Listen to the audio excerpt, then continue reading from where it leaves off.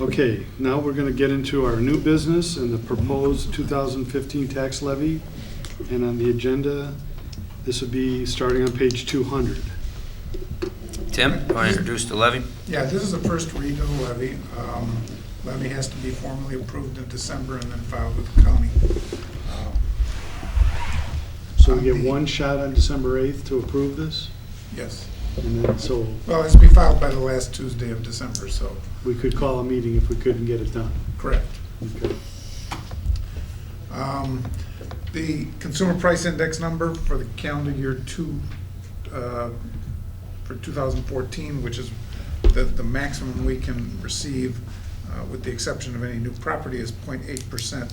So in the third column, I've shown you what 0.8% would be times the extension number for last year. The first column shows the amount we levied. The second column shows the actual amount that the county extended for our levies.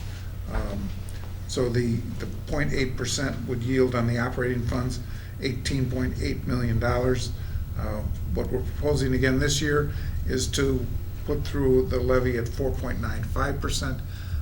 That is more than we would need to capture any kind of new property.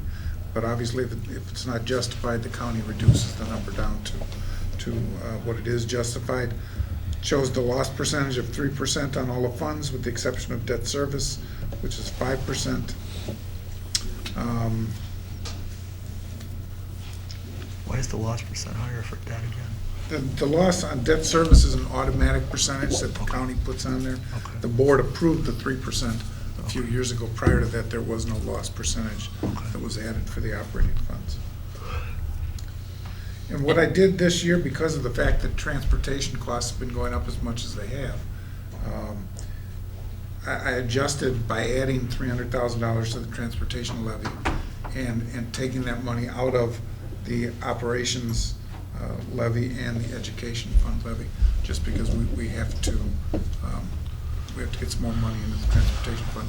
We keep running into a balance, and obviously later in the agenda here, we're going to transfer money, loan money into the transportation fund so that we can cover expenditures over the next few months. And the Social Security and IMF levies go into the same fund, right? Correct. And the special ed goes in the same fund as education, right? Yes. Is that set under the statute or the rules, or do we choose to do it Yes. that way? No, it's set under the statute. So, why is, just, and if you don't know, it's fine. It makes sense to me what you did in a way with transportation, although then we'll run a little short on the other funds. But special education, we're levying,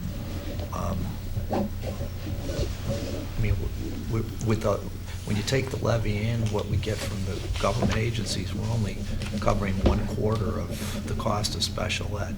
Correct. So what, should we also shift, is there any advantage or disadvantage of, why don't we levy more for special ed? There really wouldn't be any advantage. We could increase the special education levy, but we would have to take it out somewhere else. Logically, it would come out of the education fund levy. So in that fund, it would balance out. It wouldn't make any difference. Do you know why are the two items levied separately but going into the same fund, I guess is my question. It just doesn't seem intuitive to me. It's, Especially since, when you use the special education example, it's like, yeah. it's 1% or something of what we actually cost spend on is. special ed, right? Yeah, and that's historically with special education. The state and the federal government have not kept up at all with the reimbursements to the school districts for special education costs. Okay. It historically has gone into the education fund at that lower level. Again, as I said, we could increase it, but it would be just taking it away from the education levy, which is in the same fund. Okay, got it. There's no way, you answered the question, there's not a way we can get a special adjustment or something to special ed because it is so, well, I exaggerated a little, but it is less than 5%. It's like about 3.5% of what our actual special ed costs are, that levy, right? Right. But there's no way to do something different than that. It is what it is. You're stuck with the cap and all that, right? Right, you're stuck with the cap. Okay. So the operating expenditure, or the operating funds overall are only going to go up by that 0.8% or maybe Okay. a little bit higher for new property. So just so the community sees this as a draft, we levy for the 4.95 as that's our take all, wish all, and to make sure we copy for all loss or new property or anything that we haven't accounted for.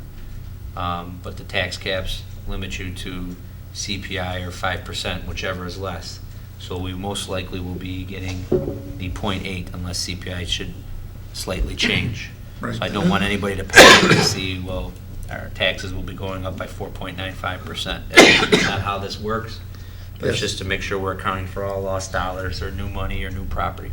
Right, and the new property number doesn't come out until next July, which is why the final numbers for the levy don't come out from the county until next July. But, yeah, the 4.95% is just to cover any kind of new property that we would have, but again, the county brings it down to the 0.8% plus the amount of new property, so it'll be much closer to 0.8%.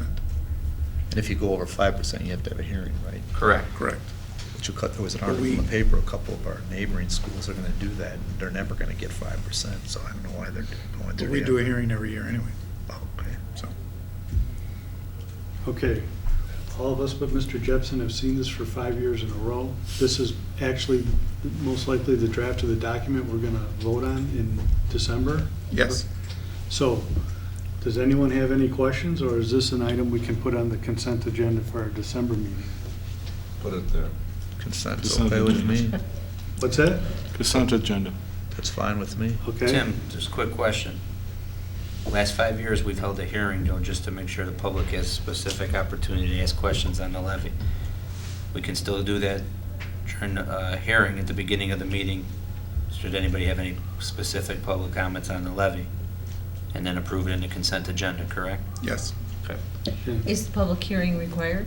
Public hearing is not required unless you go over 5%, but this board has had a practice of doing a public hearing just to provide another opportunity.